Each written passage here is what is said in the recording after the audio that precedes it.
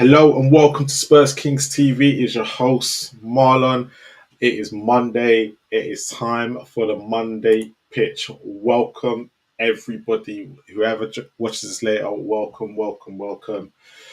Look, as the house rules say, dream big, have fun. There is to do. Not my Spurs though, so I'm not going to get into that right now. But let me bring out the guests. And again, I'm always going to bring them out in happiness order, right? So first of all, my co-host Mitch, you won at the weekend. How you doing? Yeah, not too bad, man. Not too bad. Better than I was last week, but yeah, all good. Everyone I beats won't ask you the Southampton. same question. I already know how you're feeling. No, everyone beats Southampton. Just, it's just standard now in the Premier League. Well, do they though? Next up, he's getting further and further away from us. He's managed to get points on the board again, and I'm not liking it. But Stocky, you will? Yeah, I'm good. I'm How's good. Graham Potter, by the way? Because I don't like him. How is he? You liking it? I'll tell you what, he's doing well with what he's got to deal with at the minute, with like not a lot of attacking players. I think he's doing quite well. Respect the point. Like Big Sam used to say, respect the point. You take that away at Villa. No, you would. It was a good. I thought it was a good point, considering that Villa probably should have been 1 or 2 up in the first 5-10 minutes. They were Oh quite. yeah. It was. Oh man, they started fast.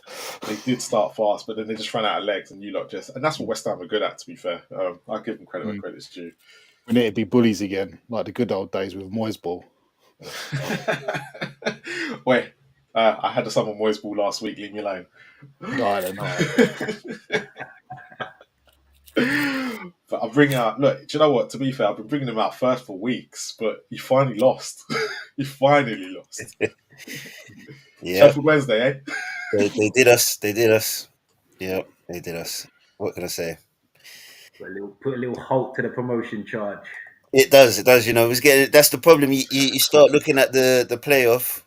You're thinking, yeah, we can get in there, and the next thing you get brought back to reality. Always the way, bro. As soon as you start looking up rather than down, something goes wrong. That is it. Just take each game as it comes. What's the points in the Championship then? What's the points you have to get to and go, you're safe? Because you're now on 38. Yeah. No, but I'm not worried about relegation. It's just. Oh, is that where you've turned now? Is that where you're going? Yeah, no, I told you that the boys they always go for a little patchy spell, and then they pick it up, and then we either flatter to deceive or we end up surprising everyone else. But it's just we'll see what happens. Got Millwall next, so hopefully we can get back to winning ways.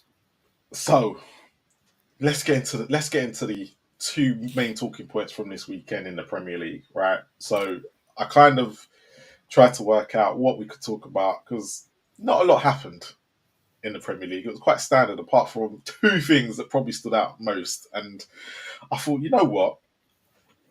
I'm going to be speaking about Spurs for the whole week, but I've got 3 non-Spurs fans coming on, and Chris was missing, the ref. He's missing. I want you lot's point of view on it. What is going wrong at Tottenham Hotspur right now from the outside looking in? Look, at the end of the day, Spurs losing to Leicester is, it's a regular occurrence right now with us losing. But the fact they've been on a 7-game losing streak, and they come to our stadium and get that win, and we hand it to them. It's kind of, and Spurs are in at the moment. There's a lot of Spurs fans going, whose fault is it? Is it the manager? Is it the players? Is it the board? So I'm going to ask you guys, because I want you guys to have an opinion on it. And since you're on Spurs Kings TV, keep it sweet.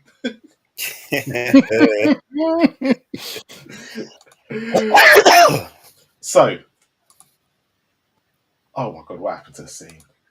There we go. So, I'm going to start with the rivals first. Stocky. And the reason why I'm going to start with you is your club are very much against their board. You've seen a manager change in the last few weeks. You hate Spurs like anything as a club. How do you see the Spurs situation? It's a funny one because I genuinely sympathise with a lot of problems you have with the board. I think we're actually quite aligned on things. Like as supporters, we're all pretty cheesed off of what they're doing to concessions and things like that. And it's already, well, it's even steeper to pay for a game at your ground than it is ours. I think what makes it harder for you is there's two things here. One, we're always told how what a magnificent club you are and how much money you make, and we do this and we do that. And we have concerts, we have NFL, but a football team is just, it seems to lack investment. Or all right, if they don't trust the manager they've put in, but who the people that puts the manager there? So would you say, look, and why I'm looking at you guys, right? Because you're one of our competitors with Stadium Wise, but looking at the concerts and stuff, and looking at the stuff that we want to put on there, West Ham not trying to do quite something similar, or are London Stadium trying to do something similar? We can't. So essentially, we're tenants because we had it bought until Daniel Levy stumped up a court case with Leighton Orient, so we can't buy it. So we got what's dubbed the deal of the century. So it's actually owned by sort of like the London Development Corporation. Because you lot make the most. Actually, every Premier League club, you were the only ones to make like a genuine profit because you don't have to pay for your stadium. Well, we pay a grand rent, but we don't associate any of the costs. But costs behind it. We just get bums on seats and our club shop, so we don't get like like all the food and stuff. But I think what our board does is quite funny. They'll chuck money at players. We've bought so many naff players over the years for what is essentially we go a bit chasing. We put down big money for players that ultimately don't work out. Tottenham don't even always do that. But also it's exasperated by a manager who's not very good. I think you're in a real perfect storm at the minute, and I can understand why it's going to shit. And something else that made me laugh. There's got to be something stinky in a club when Maddison doesn't even make the squad to play his old side because of soreness. What the fuck is that? Well, we'll get onto that because it was Sarr played yesterday, who was not well or was injured, but yet Maddison couldn't, and yet Maddison had been Instagramming the night before. Sink, I'm going to come to you. Obviously, Spurs. There's a lot going on. Yeah, there's a lot going on, and it's not really making sense in terms of, all right, you're down there, but you shouldn't be in your last 10 games only won one game, and your manager's still there. Things just start making sense at the moment. I don't know. Is it the injuries? But every other club has got injuries. Bournemouth have got major injuries. So just on that, just a lot of people use the excuse that not a lot of teams have lost their goalkeeper and their two centre backs in their injury crisis, which we basically have. We've lost Romero, Van der Ven, and Vicario for a good 2 months. Would any manager be able to? So let's put it in perspective. If Edison, Ake, and I don't even know Man City centre backs are at the moment. Yeah, but do you know what the problem is with Vicario? Does he carry the same influence, say, like Lloris? Depends what Lloris you're talking about. You got averaging it out. I'm averaging it out over his whole time. The last 3-4 years of Lloris, 3-4 years, yes, Vicario is better. But if you're talking before that period, then no. Is he a big miss? Like, is your new keeper that you've got in now better or worse than Vicario? What, Kinksky? Well, if you look at the Arsenal game and yesterday, I've actually said maybe I got it wrong. Vicario is missed, and that's me being. I thought after the Liverpool game and Tamworth, I thought, yeah, you know what, he looks good. But actually, when you look at the two games now in isolation, you kind of have to go. Vicario doesn't make them. That first goal is a mistake. The second goal, I don't think he should get beat from that far out. Personally, the second goal against Arsenal, it goes over his hand. To be fair to him, the first goal is a bit of the way the deflection came. Like, still, the way he's come out for it is not. Yeah, but if he doesn't come out for it, I don't think he's going to make a save. If he doesn't. I think as a goalkeeper, you don't see for him. He shouldn't come out like that the way he does, and I think that causes a bit more issue. Than he caused a bit of an issue by doing that. So that's why I'm looking at going. But I was going to use the example: take Saliba, Gabriel, and Raya out. Take Van Dijk, Konate, and Alisson out for 2 months. Oh yeah, it's going to have a massive effect. So does that come into play? But Liverpool lost Alisson though. Yeah, but they didn't lose Van Dijk and Konate as well. Konate's been out, but they didn't lose all three. So Van Dijk, if they lost Van Dijk on top, would they cope? Probably not. This is the question because he's lost all three. It's not a case of he lost Romero. He lost Romero for afterwards, and then once the free hit, he was hit. I think it's a good point, but at the same time, I think you're making it like it's Ange's paid money to get results, and you could understand if, do you know what, we're missing a load of players. We played well, but we're just missing, and it's hurting us. But if he was unlucky and losing these games, but it's not like you're unlucky.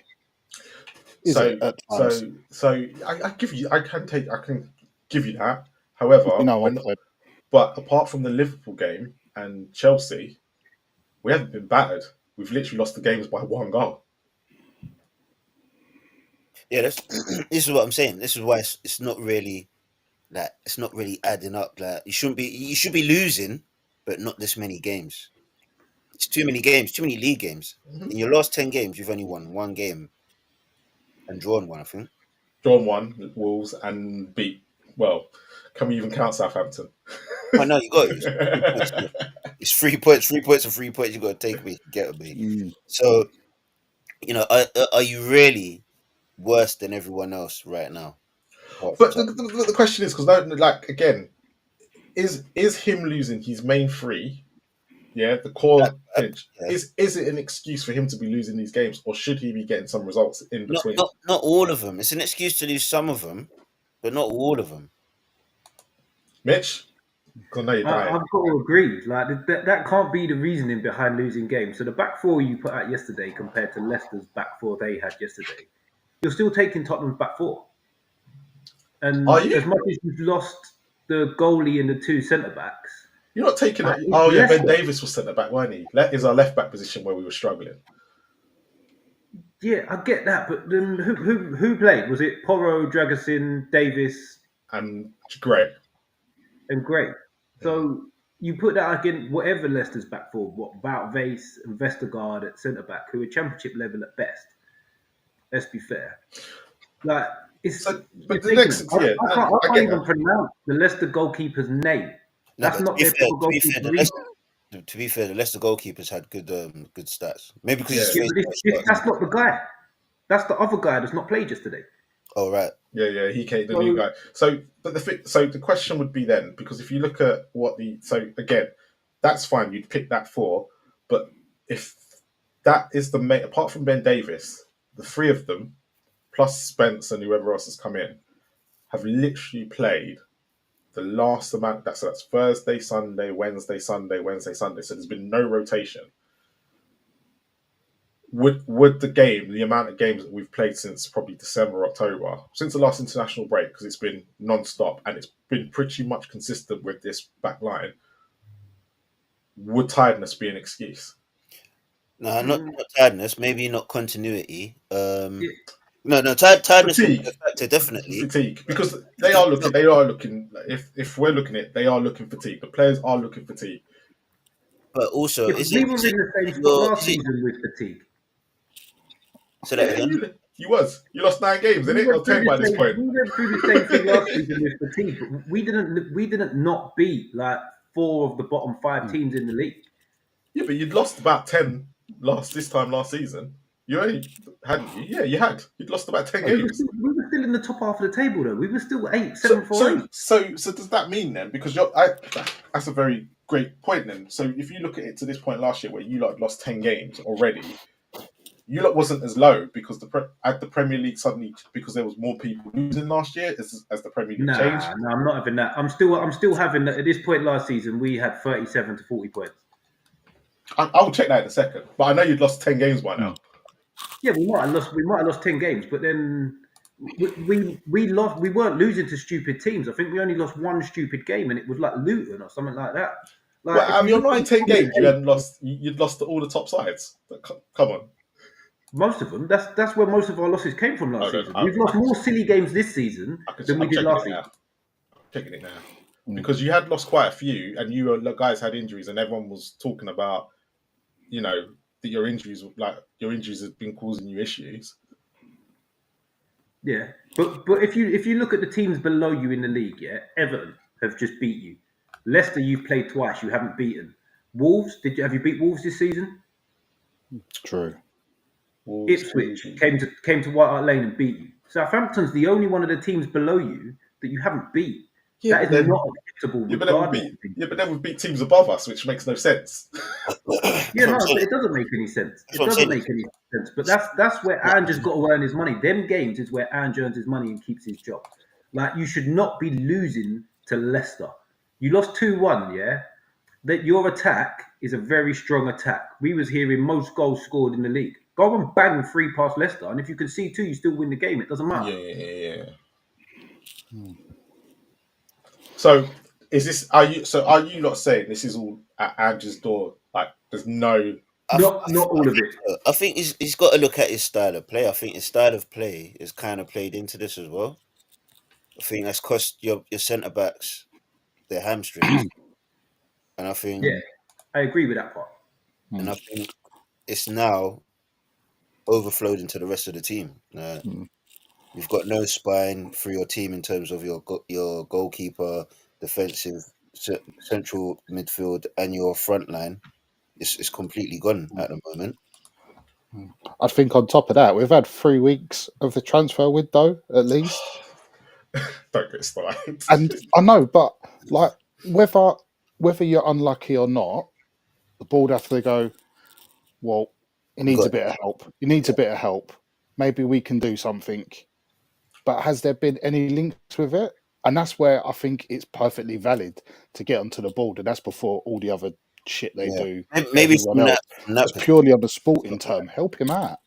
Yeah. So just go back onto Mitch's point about Newcastle. So Newcastle last year at this point had won 10, lost 10, drawn 3, had 33 points, and was sitting in 9th.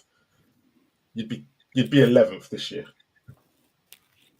Yeah, it would still be 9 points above where you are.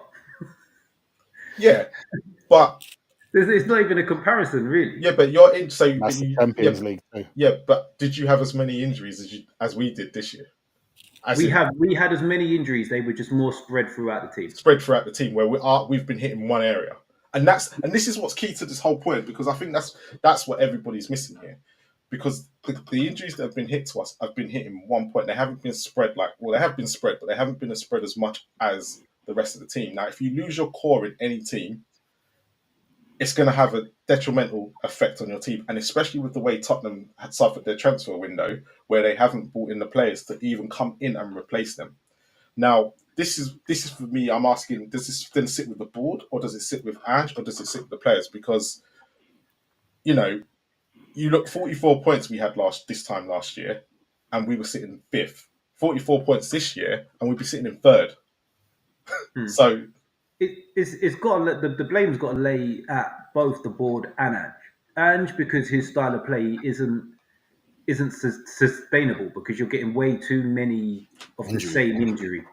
Yeah, it's not different injuries; it's hamstrings across the board, and the way he plays with your wingers your fullbacks that go up and play like wingers and invert and do madness.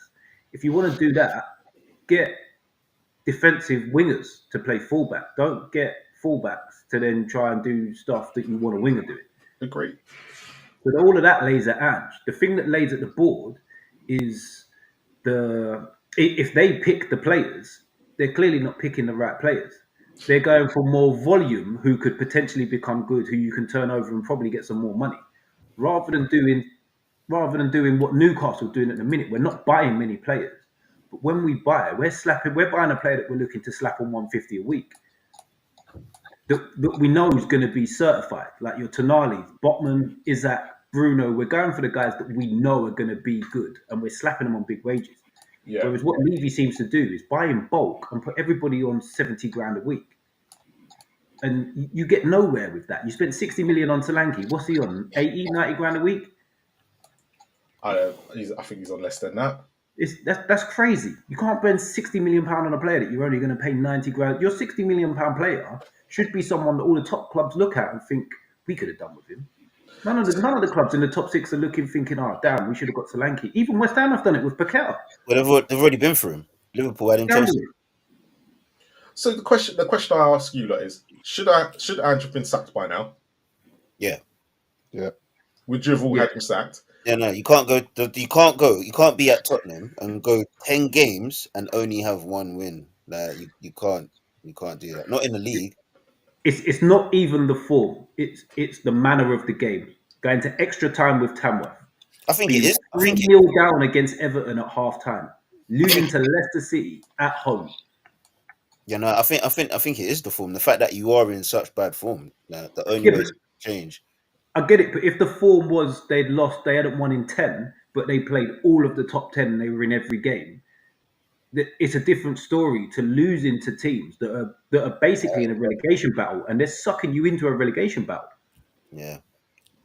That's the thing. And Tamworth drew like extra time against Tamworth, bro. So look, you can see the picture of Daniel Levy with all the managers that have been here, and for some reason they've all been unsuccessful. So is Ange been thrown underneath the bus here? Because at the end of the day, when he came, he was put into the summer of is Kane leaving? Is Kane leaving? Is Kane leaving?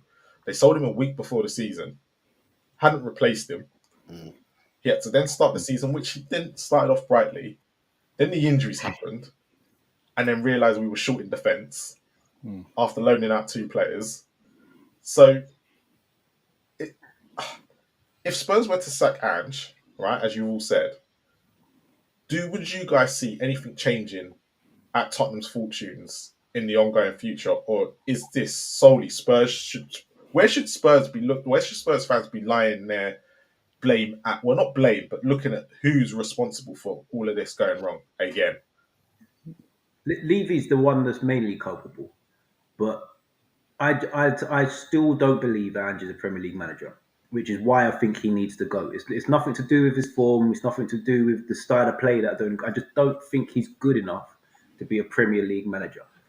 Another thing that I'd lay at Levy's door is I was thinking about this the other day because of how everybody went on when you sacked a manager before the League Cup final. Is he just leaving it because you're in a semi-final and you're beating Liverpool and you to that point? So is he saying, right, you guys complained last time, we're leaving this guy until he loses? Could be. If I said, would any of you, apart from Sink, I don't know if I can really ask him this question, but I'm going to ask Stocky and Mitch. When would you have swapped Mike Ashley? Because I can't ask you with the owners. Would you have swapped Mike Ashley for Levy? And and Stocky, would you swap Karen Brady and Dan Locke for Daniel Levy? I 100% would have swapped Ashley for Levy. Why? Because he didn't want to build the club in any way, on any front. And I don't agree with the way Levy's doing things, but he's trying to build the club in certain ways. Ashley didn't want to do that at all. All he wanted to do was build Sports Direct. He did not care about Newcastle as a football club. I'm going to sit there and say, Levy's got the same approach. It's all about investment and ENIC, because at the end of the day, it's not about the football team is secondary. Look, Stocky already said it's about the constant stuff. ENIC is about Tottenham Hotspur, the brand, more than the football team. And what it is that Levy's just a better businessman than Mike Ashley. But because he's built a stadium and he's built a training ground, and Spurs got lucky with Pochettino, we could be completely honest here, it's got to be luck when they've never employed a manager since to do any better, right? And they know how to invest. It's probably not down the same road, but because Mike Ashley didn't want to, because Newcastle just had different fortunes and being up north.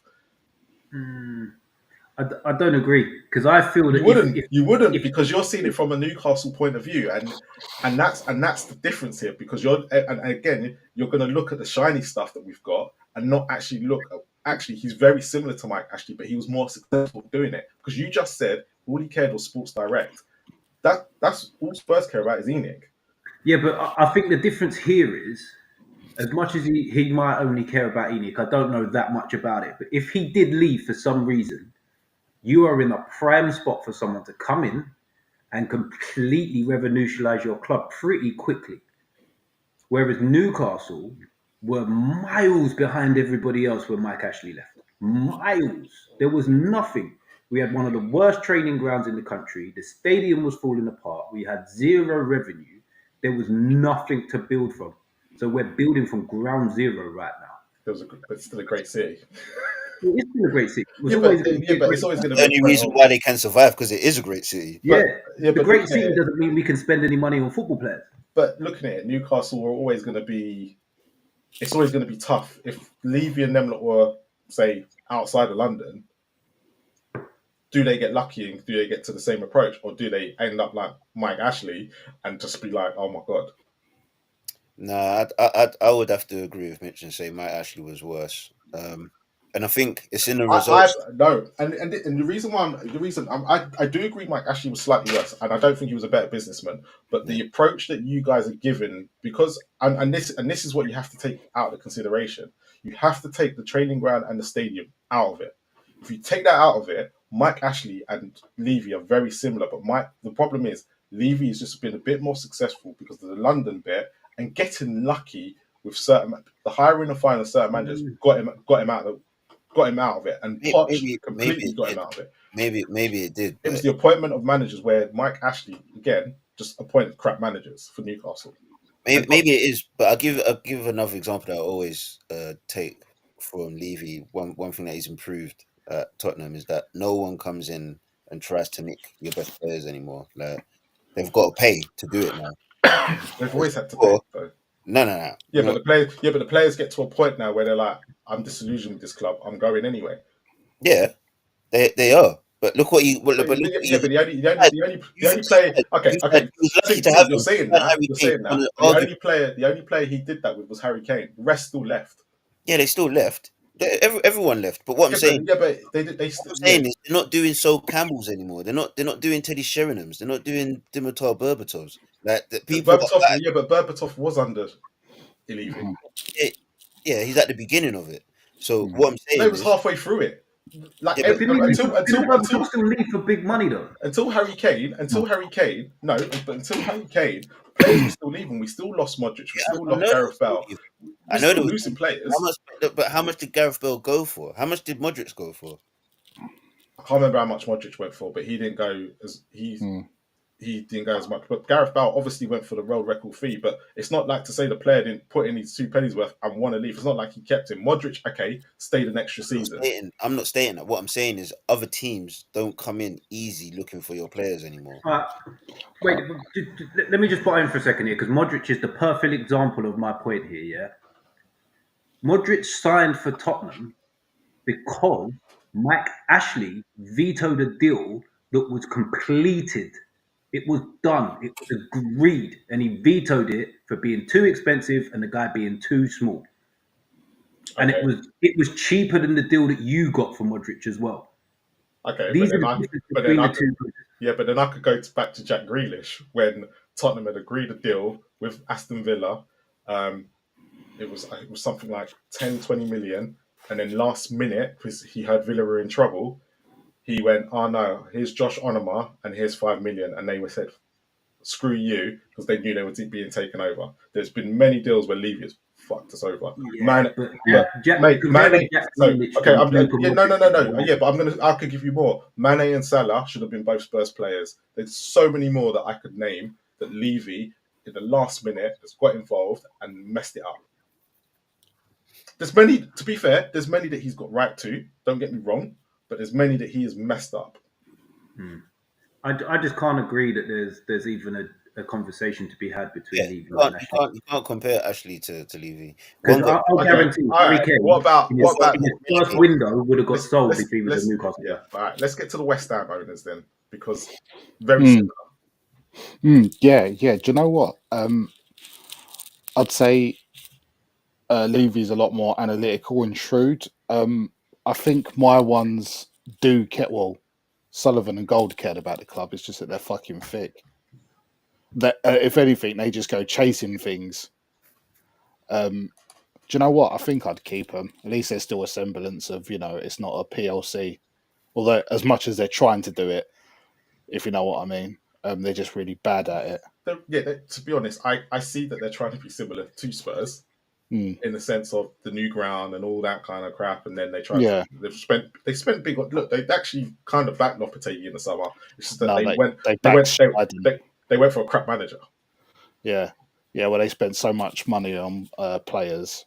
So That's what I mean. That's the perfect example right there. So they got in this Steiden as a football director because for years they've been getting deals through their favoured agents. So they what sort of like de facto directors of football, and they had certain when we needed a couple of players, they'd always go to the same agents that would give us the same shit. So that's why for years we said we want a director of football to someone to do it. So they give it to someone who turned out just as bent, wasn't very good. So they've thrown all this money out of him, and this bloke wanted Lopetegui when we was told it'd be different from Moyes, and it was worse. So that's what I mean. They want to try and change it. They're just really bad at it. But you'd keep them over Levy? Yeah.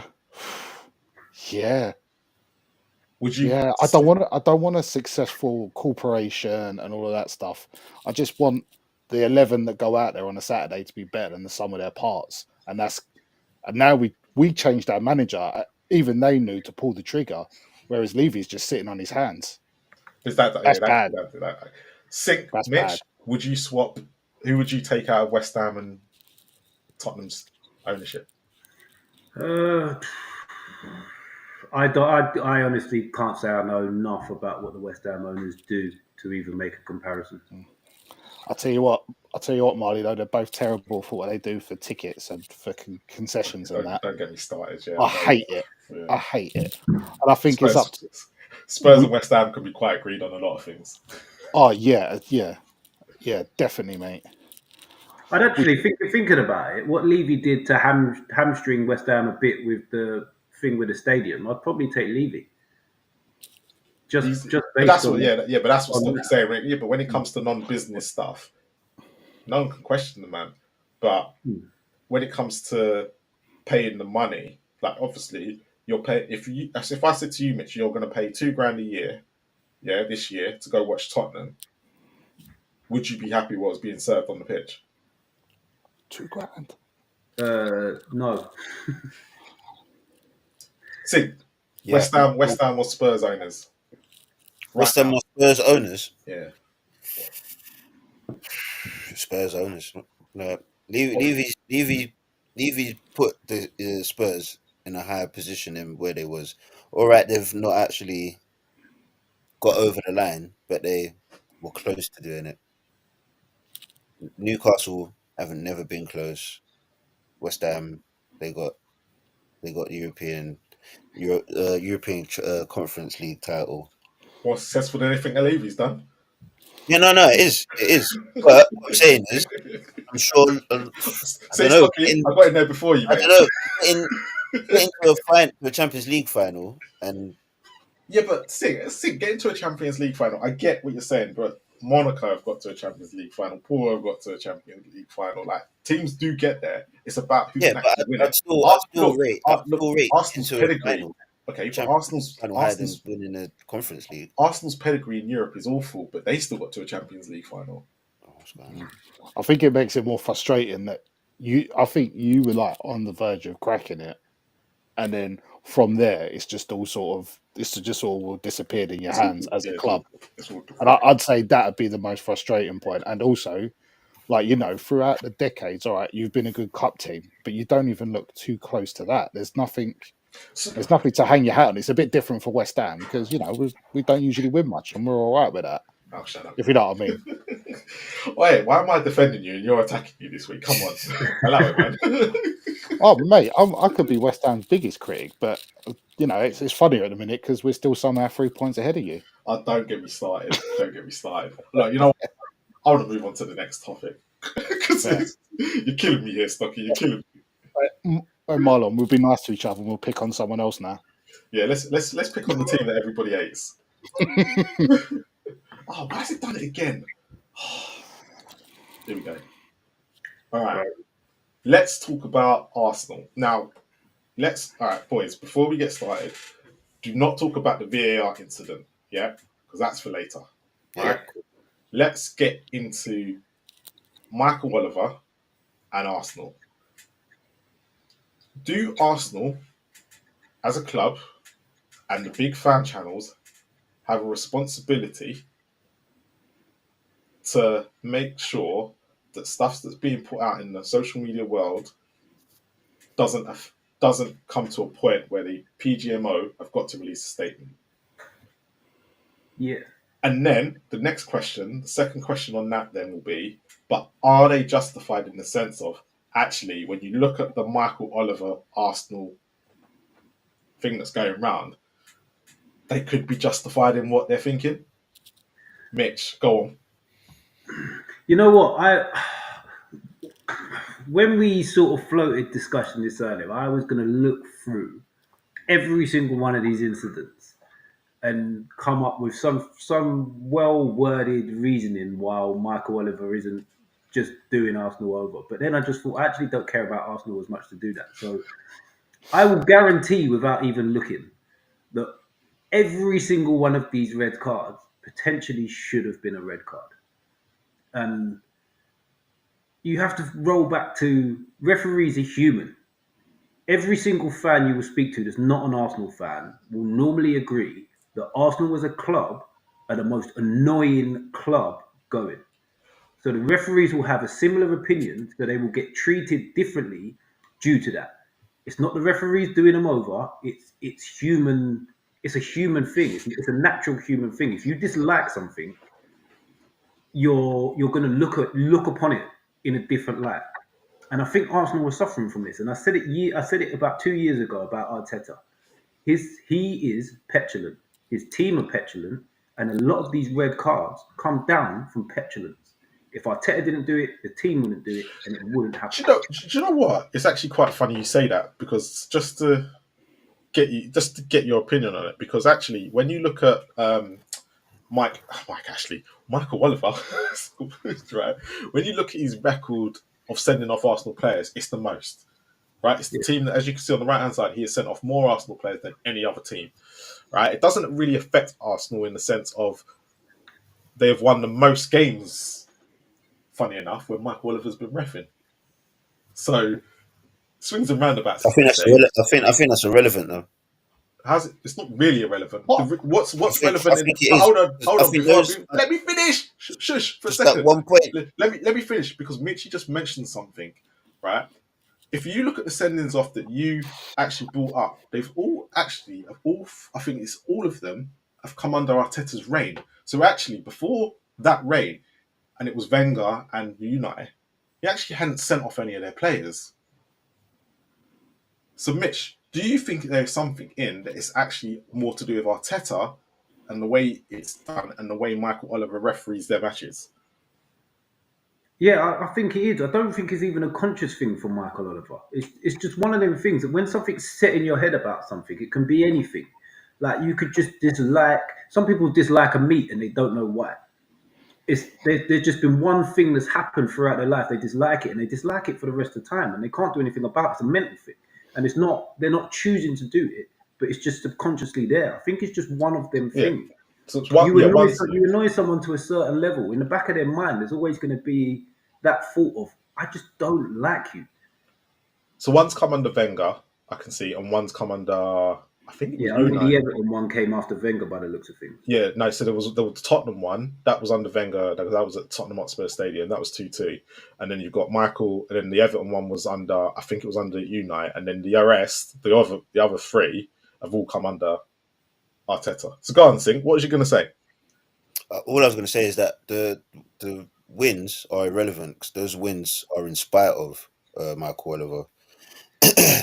But also, what's pressing with that information as well with Michael Oliver is the Man City. For me, that what stands out for me is that they've got 0 red cards, but there's also been an opportunity where he could have or should have sent a player off. Yeah, but Liverpool have got 0-2, Yeah.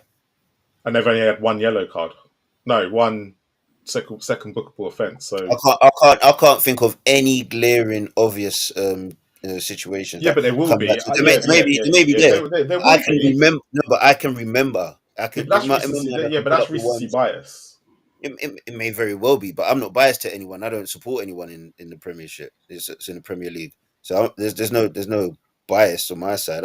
I'm just calling what I remember, what I see in.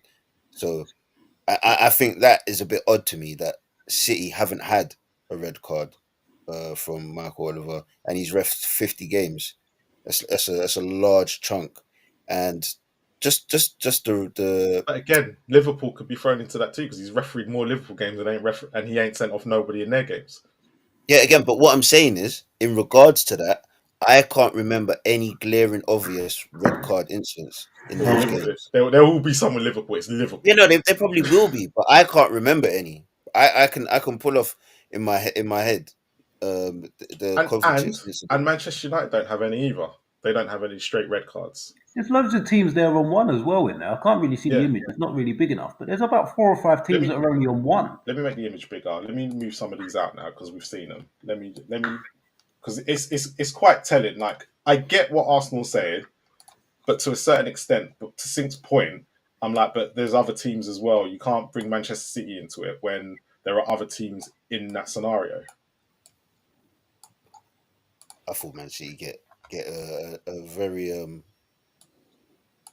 biased treatment from referees at times, especially over the last couple of seasons. I would 100% agree with that. Rodri should be the most yellow carded midfielder in Premier League history because he just does mad stuff and gets away with it all the time. But do you think that's down to this is going to sound? Do you think that's down to because when look at it like this? Manchester City majority of the time will have the ball. Yeah, so the team is less going to be making cynical fouls, which then means when Rodri goes I told you the king of it. Fernandinho was the king of it. How many fouls did he get away with where he should have been second yellow card? He should have been booked. Maybe second yellow, but he did get booked. Yeah, but he Fernandinho did. got booked Yeah, plenty of times. He didn't get second yellows. Yeah, but him and Rodri should you're using Rodri because I know you're going to be using, but he was another one, right? And what's his name at Liverpool was exactly the same. They just got away with a lot. Fabinho. Yeah, because when your team has most of the ball and you're not making cynical fouls, actually when you get the first one, the ref is going to be like, all right, and let it by. But if you come across like a Spurs and an Arsenal, a Spurs and a Newcastle, I'm just going to use it as an example, because some games we could have the ball, sometimes we can't. You're going to get more fouls from us because when we play a Manchester City or an Arsenal or something like that, it's going to happen, right? Wait, am I going crazy here? Does Michael Oliver support Newcastle? We're not on this list. Yeah, he supports Newcastle. He's not allowed to referee you lot. Oh, he's a wonderful man. Hold on. Did you not know this? No, I had no idea. Oh my god! I pay zero attention to referees in the Premier League, to be honest. Michael Oliver is a massive Newcastle fan. Season ticket holder, if you want to be going to that sense, he is a massive Newcastle fan. So he's not allowed to referee you lot of Sunderland. Yeah, so in reality, if he was really going to do something that benefits him, he'd be attacking Man United or Liverpool. I was going to say because everybody from Newcastle hates Man United. I think everyone hates Man United. Yeah, I don't think you have to even bother with Man United. They're killing themselves. They're bad enough. But they are. But you're looking at that. Yeah, but forget again. You got to forget about recency bias because Michael Oliver's been reffing for how long, and this is over how many games. So this is going to be for the last 10 years. When did Michael Oliver start reffing in the Premier League? Good question. It's been over 10 years. What, 2012 we're saying he started, or 2010? I don't know if I can find out for you. He started because he was quite young when he came in. Premier League 2010. So he's been refereeing for 14 years in the Premier League. 14 years. 14 years. And I'll be honest with you, I've never liked Mark Oliver. I've never liked Mark Oliver. He's never been one of my favourite. I've always thought Howard Webb was better than Mark Oliver. No, don't get me started on Howard Webb. He's the best. I never understood why people rave like he's some great referee. Or you hear all the pundits, he's the best English referee. Because he was refereeing. I believe he was refereeing. He started refereeing in the Premier League when he was 25. So he was one of the youngest referees at the time. I don't know about that. I think he did. I think that was. No, I'm saying I don't know if he's. I don't know if he's the best that we've produced. But this is what I'm saying. Is it a case of look? You look at it. Arsenal have had 2 yellows, red cards, and 4 straight reds. So in the straight reds, they've had the most.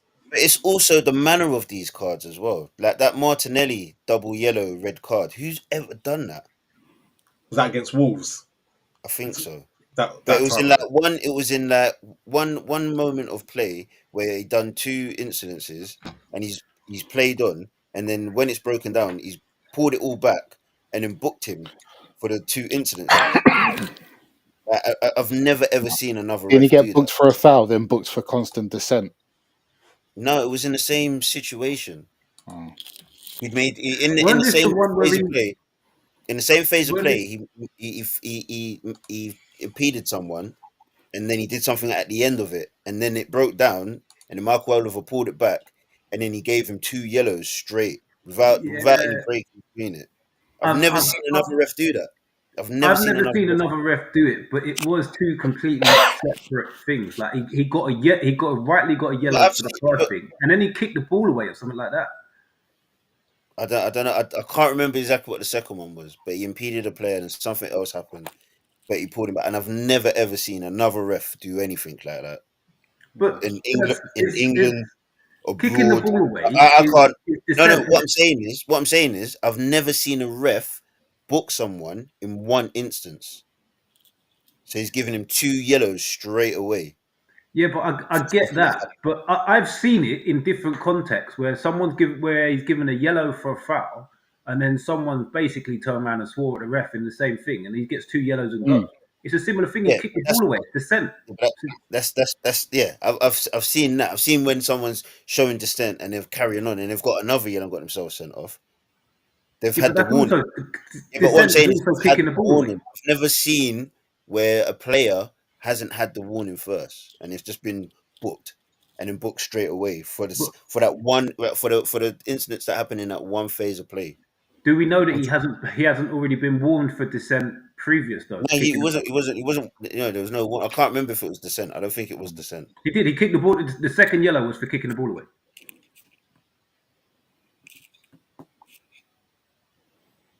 Again, I've never seen anything like that. I think we're getting away from the crux of the point. I think we're focusing too much on Michael Oliver. For a club that complain they get all the decisions against them, at what point are their fan base not going to get pulled up for this shit that they're doing? Sending death threats to a ref because they didn't like a decision in a game they still won. Oh, but those people get dealt with.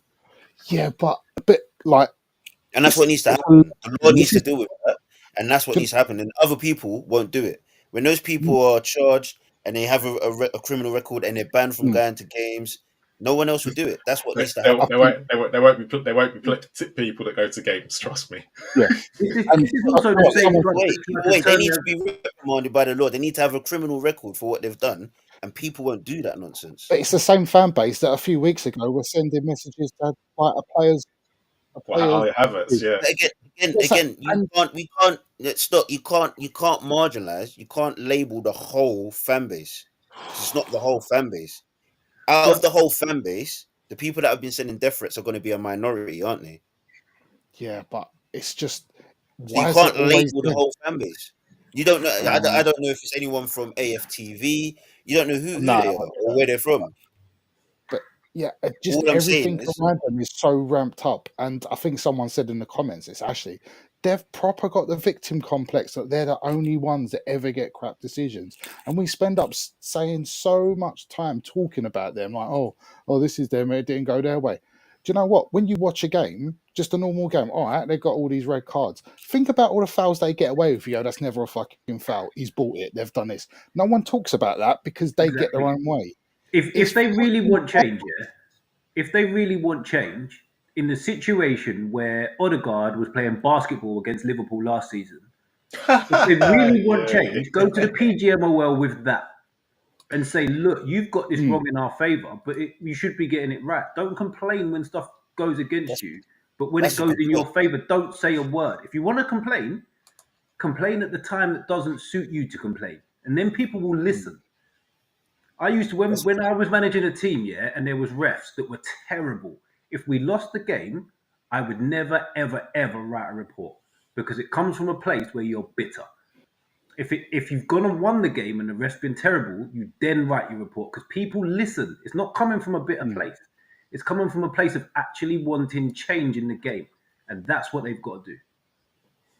Well, I think personally, with what's happened, I think they're actually going to get the change that they want. You won't get Mark Oliver refereeing Arsenal games anymore now. That's probably the worst thing they could do, though. And what are other refs going to think? Yeah, with this that, is with the things like that. Oh, here we go. All right, they've picked on one of ours. All right. Yeah. Other teams will just go down the same route. They'll try and work away so they don't get a ref that they don't like by keep whinging about it. They can't do that. Yeah, but this has come from the fan base. This ain't from the players. If it was just Arteta complaining about it, it wouldn't matter. They'll get. He complains every week. Every time they lose, they drop points. He complains about the ref. Have the club condemned the whole situation yet? I haven't heard anything. I don't know if it has. I haven't heard anything. Well, they don't condemn much that doesn't seem right to everyone else. Do you know what, right? You know what? I'm going to say this, right? And I'll probably get in trouble for it. But Arsenal used to be such a classy club. They used to do things properly. I don't know what's happened to them over the last few years, but they've completely changed. Like, as a whole, everything. And I remember even the way they treated their legends I was always like, you know what? That's where I'm a bit jealous of them. But this, I'm getting to a point where I'm like, there's a reason why AFTV is so big, but I don't get it. The fact that they've not even said anything about the ref. I know they don't like him, but to not come out and say anything after 24 hours about him receiving death threats, it's like they're condoning it. Yeah. I'd be completely honest. I'd be completely honest. From what I can see in that table, yes, Mike Oliver has a problem with Arsenal. You can clearly see it. But the problem is, as well, on top of that, is that those minority fans have ruined it for the Arsenal, the whole like the fan base, the hierarchy to actually make an actual case of this. They can't make a case now. Like, it's done. The only thing that's going to be done is that for Mark Oliver's safety, he won't be able to ref Arsenal games anymore. But in actual trying to get something done, nothing's not going to happen now. And everyone's just going to rally around Mark Oliver, and it'll just be because he's a terrible ref. I don't like him. I've hated him from day dot. I've never really liked him as a ref. I don't like a lot of refs, but to do what they've done the minority of fans as they've done, it's just wrong. Yeah, of course. Of course, death threats are wrong. That's by the by. And if they're stupid enough to send it via a way where they can be tracked, I hope they're dealt with. Even if they were smart enough not to, trust me, there'll be a way to find out who they are. I thought that was an interesting point. They dealt with by the law, like the full force of the law. That it should be made an example of, so people know you can't do this thing. And they I get this, right? They won. Why are we talking about Arsenal? It's not about Arsenal. It's more about Michael Oliver. Yeah. God. It's about refereeing. It's about the game, because I don't want to see decisions like that. I don't want to see incidents like that. And another thing on top of it, with this whole David Coote thing that happened previously, it now throws into the ether. Do you know what? Is there other refs that have grudges with other clubs, other managers? Is there something a little underhand? People start creating things because of what's happened. It's really weird because if Mike Oliver does have a grudge against Arsenal, he's clearly showing it. But like when you saw David Coote had Yeah, a grudge against Liverpool, and when you everyone wouldn't looked back have at the results, and it was like, crap, he's been really nice to them. It's like weird, weird. And you'll probably find a lot of referees who they just so they don't get found out will probably have the same scenario. They will be nicer against the teams they like. But like as we said, Arsenal picked up the most amount of points under Mike Oliver. Yeah, but So again, I say that's irrelevant. it's not because if he's refereed 62 games and he's only sent off Arsenal players in recent, like in 4 or 5, then Yeah, in recent times. yeah, it's not irrelevant. No, but But how many? The main point here is how many of these red cards should not have been red cards. That is the thing we need to be looking at here. Because Okay, you can say, yeah, he could have sent off 50 of their players in 60 games. But if they deserve to be sent off 50 times in 60 games, then so be it. Send them off 50 times in 60 games. and you know what else with that, Mitch? Is when you look at these red cards, you'll be like, oh, I've never seen that before. And then, or what happens are you is, not only using two examples though? no, and then what you would see as well is that he's not being not being consistent. So, for instance, with the To Declan be Rice red card, no, the Declan Rice red card where he kicked the ball away. He's been in other games where players have kicked the was that ball Mike away. Oliver? Yeah, Oh, was that Mike Oliver? yeah. You know what? This is where it gets a little bit misconstrued because Declan Rice got a yellow card for stopping the restart, not kicking the ball away, stopping the restart.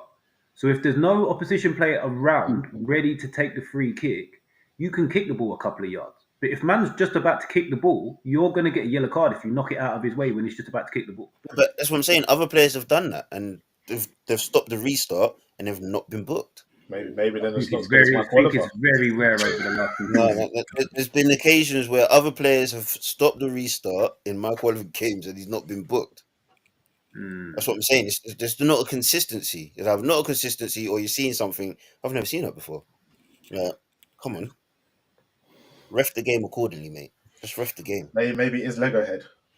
Maybe there's something You know, against it. and the thing I've always found with Mark Oliver that he wants to be the star of the show, whichever game he's refing.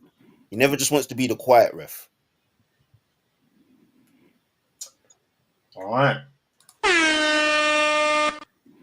You know what time it is. Oh my god, what is this thing doing to me today? Yeah, bro. It was doing it to me last week as well. It's just on a mad one. It doesn't want to work, does it? Next, VAR. VAR court. Let's get going. All right. Incident. Everton, Brighton. Penalty. Ball goes between two players. I can't remember the player's name now off the top of my head, but he ends up handling it, and it ends up going out for a corner. VAR tells the ref to look at it. Now, the reason why we brought this one up is because we actually, I'll let you look. Mitch, was the ref right to get the wrong call? Was the linesman right to get the wrong call? Did VAR act accordingly? I think this is one where VAR's like it shows why it's a good thing to have. I'm not sure what side the assistant's on, but the referee's in a position where he's looking from behind these players. So it's going to be very hard for him to spot the handball. And if the assistant is on Brighton's left back side, that also means he's 40 yards away and probably looking for a player as well. So the only way you catch this is if VAR have a look at it. So I think it's one that highlights when VAR can be used. Because it's a penalty at the end of the day. He's stumbling over and he slaps the ball away. Like, that has to be a penalty. Think? Yeah, I'd have to agree, man. The ref's original position, and I think where the Everton players are and Brighton players' body shape is as he's trying to squeeze through the gap. This is concealing the ref's vision, and I feel like, as Mitch points out, from the left back position, of linesman wouldn't be able to see directly. So in real time, yeah, you're probably going to get away with that. But this is the reason why VAR is here, and no one can complain. Brighton fans can't complain. That's what it's there for. Perfect. That's A1 VAR execution. Stoggy.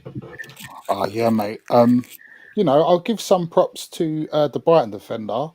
10 years ago, he's committed the perfect crime because Thierry Henry, isn't it? he's got his body shape It's all even wrong. better than Thierry Henry.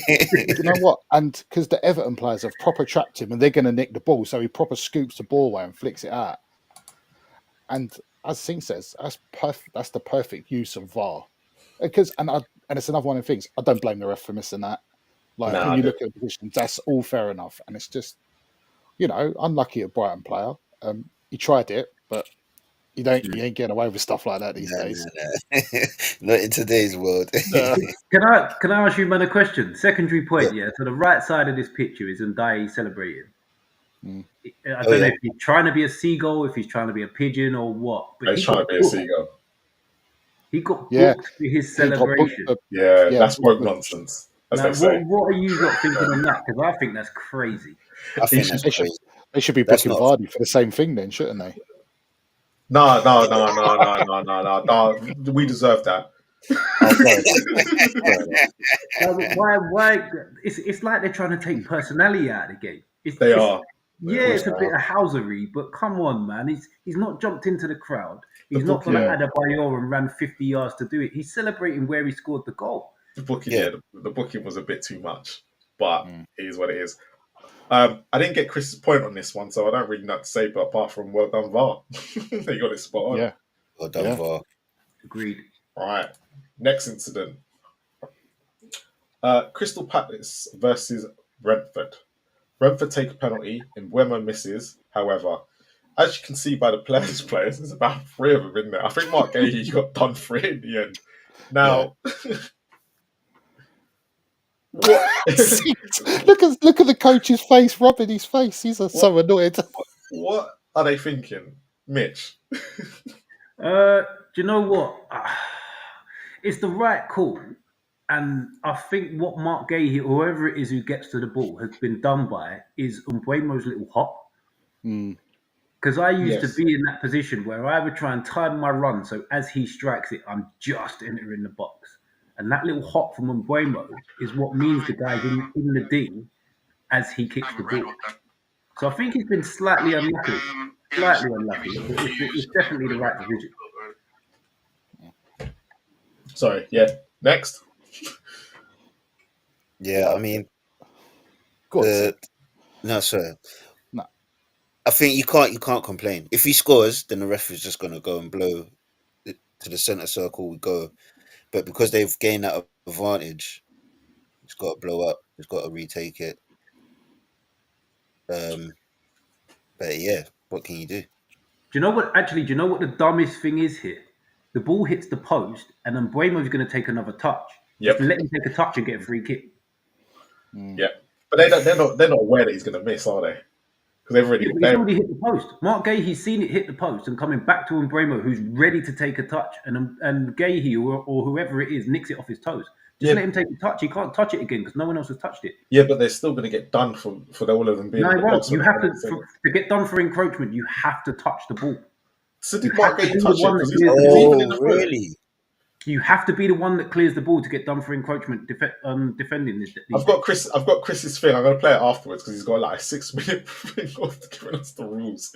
So we'll get onto that. I didn't realise that. I thought it didn't matter as long if they're all there. Yeah, and unless you're literally standing on the taker's shoulder, then you won't get done for it unless you're the one that touches the ball. So say for example, right, that they've made the encroachment into the area, but the keeper saves it, and then he palms it out and it goes out for a corner or something. So the ref, we won't pull it back for encroachment. Pull it back. Sure. Unless he's run like 5 yards into the box before it's been taken, and it could be deemed as putting the player off. He will not give. You will not get it for a yard or a yard or two. I was always under the impression that if you made encroachment and you gained the advantage, so the keeper made the save. But even if you never touched the ball, even if you never touched it, in the area, as long as you gain an advantage from it, Yeah, I unless always it's changed back. But the last time I looked at it a few years ago, you had to touch the ball. Don't worry, Chris has explained it on here, so we'll get to that.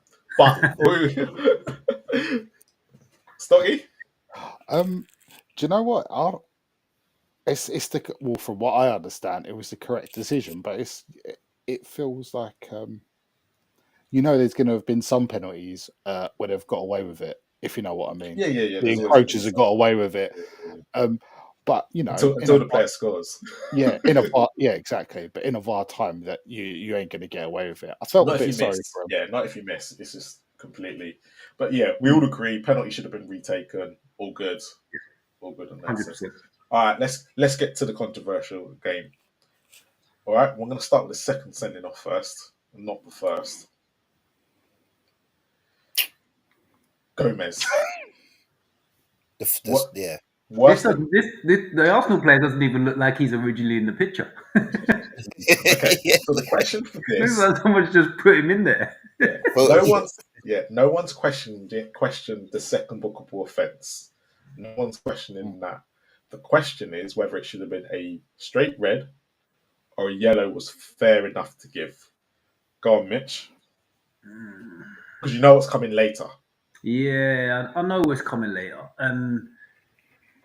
For me, it's a yellow. It's a Yeah. yellow. But it's also one of them that if the ref decides, you know what, you've already on a yellow, I'm gonna send you off straight red. VAR are not overturning it. It's one of them that is so like right on the fence that whatever the ref decides to give, VAR sticks with it. Because that's what referees calls there for these days, and that's what it falls into. If he's going off anyway, I think it's harsh. Unless he's like tried to break man's leg or swung a punch at him, I think it would be harsh to send him off with a straight red here. Think? Yeah, I think, for me, it's a bit of an orange one. So if he gave the red, straight red, couldn't argue. Like, what are you doing in that situation there? But again, he's been so stupid. He'd already got a yellow, and he's just allowed the question to be asked. He's just made it easy for the ref to even it up. He's made it easy. He's just thrown it away for Wolves because they could have got something out of that, and it's just silly. Was it needed as well? I don't think it was needed. It's just silly. I think this is actually poor from the Wolves gaffer as well, because Gomez is one of my choices for a yellow card in He's a any walking, Wolves yeah. match. So when he's already on a yellow card, get him off the pitch. Get him off. Yeah. Funny enough, did you hear his match of the day interview? He actually said that. He said he spoke to him at half time. He said the manager said he spoke to the player. The player said, yeah, I'm fine, I'm focused, I'm fine. And he went out and done that. Yeah, but if Joe Linton's on a yellow in the 70th minute and it's 0-0, get him off the pitch. Oh, yeah, get him off. Yeah, no. Just though. Hey, speaking of people that get away with fouls, yeah. By the way, do you know his first booking was for delaying the restarting of the game? Yes. So, yes. But apparently, Michael Oliver, he's just totally against Arsenal. He only does those when it's Arsenal. I should love. So we all agree. Okay, hold on. Are we agreeing it's a straight red or a yellow? I can't remember now. Yeah, straight red or a yellow. I'm going yellow. I'm going yellow as well. But if it was a red, I wouldn't argue. Yeah, it's not good, but he was going to walk anyway, so it doesn't matter. He was going to walk regardless. All right, let's get to the big one. Oh, it's going to be funny. All right, Lewis that's Kelly a great picture. Oh my god! Sinclair, that's a mischievous little laugh, my friend. I'm gonna start with you. Just to put it out there, it was me. I'm gonna start with you, Stocky. Yeah.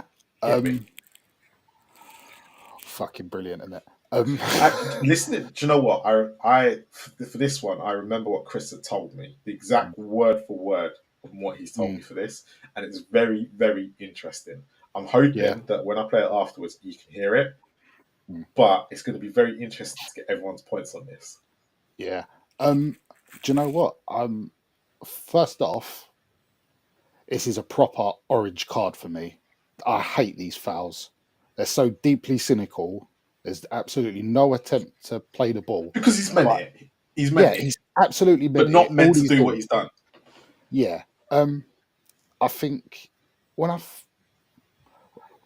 there's other ways, again, I said this with someone else a few weeks ago. There's other ways you can foul someone if you want to stop them. And that angle there, it's a very favourable angle for people that don't like Arsenal. It looks like it's over the ankle. And apparently the VAR has come out since and said it's because the tackle was above the ankle or something, Yes. they said. Because, yeah. I understand.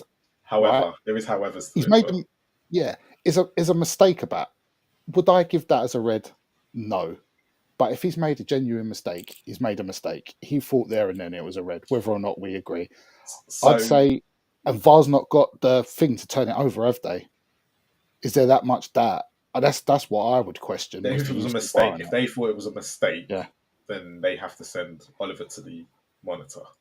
Yeah, and they didn't even do that. That's what I'd question more. If he just made a mistake and thought, yeah, I thought that was higher than it so the seemed question from is, other angles. and Arsenal fans probably won't like me for saying this, but it's gone to two referees, yeah, and both of them have now thought it's a red card.